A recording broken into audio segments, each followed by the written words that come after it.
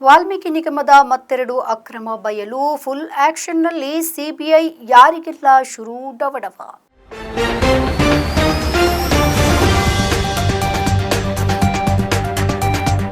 ಕರ್ನಾಟಕ ವಾಲ್ಮೀಕಿ ನಿಗಮದ ಹಗರಣವು ಸಿದ್ದರಾಮಯ್ಯ ಅವರ ನೇತೃತ್ವದ ಸರ್ಕಾರಕ್ಕೆ ಇನ್ನಿಲ್ಲದ ಮುಜುಗರವನ್ನು ತಂದೊಡ್ಡಿದ್ದು ನಮ್ಮೆಲ್ಲರಿಗೂ ಗೊತ್ತಿರುವಂತಹ ವಿಚಾರ. ಆದಂತಹ ಮುಜುಗರವನ್ನು ತಪ್ಪಿಸಿಕೊಳ್ಳಲು ಸರ್ಕಾರ ಈ ಹಗರಣವನ್ನು ವಿಶೇಷ ತನಿಖಾ ದಳ ರಚಿಸಿ ಅದಕ್ಕೆ ಹಸ್ತಾಂತರಿಸಿತ್ತು. ಈಗ ಈ ಕೇಸಿಗೆ ಸಂಬಂಧಿಸಿದಂತೆ ದಾಖಲೆಗಳನ್ನು ಸಿಬಿಐಗೆ ನೀಡುವಂತೆ ಕರ್ನಾಟಕ ಹೈಕೋರ್ಟ್ ಆದೇಶವನ್ನು ನೀಡಿದೆ.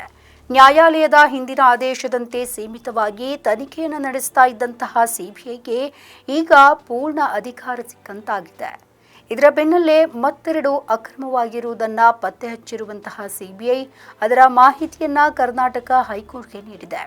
ಈ ಮೂಲಕ ಇದರಲ್ಲಿ ಶಾಮೀಲಾಗಿರುವಂತಹ ಎಲ್ಲರಿಗೂ ಕೂಡ ಡವಡವ ಆರಂಭವಾಗಿದೆ.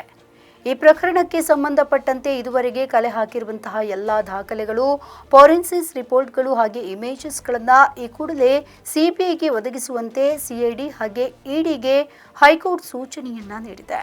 ಹಣವನ್ನು ಅಕ್ರಮವಾಗಿ ವರ್ಗಾವಣೆ ಮಾಡಿರುವುದನ್ನು ತನಿಖೆಯ ವೇಳೆ ಬಹಿರಂಗಗೊಳಿಸಲಾಗಿದೆ.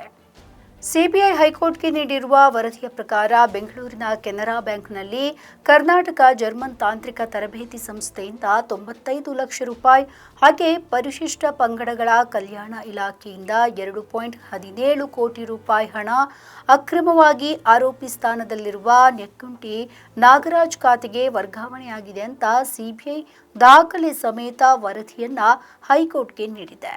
ಈ ಮೂಲಕ ನಿಗಮದ ಮತ್ತೆರಡು ಪ್ರಕರಣವನ್ನ ಹೊರಗೆಳೆದಿದೆ. ನಮ್ಮ ಈ ವಿಡಿಯೋ ನಿಮಗೆ ಇಷ್ಟ ಆದಲ್ಲಿ ಲೈಕ್ ಮಾಡಿ, ಶೇರ್ ಮಾಡಿ, ಕಮೆಂಟ್ ಮಾಡಿ ಮತ್ತೆ ಸಬ್ಸ್ಕ್ರೈಬ್ ಮಾಡಿ.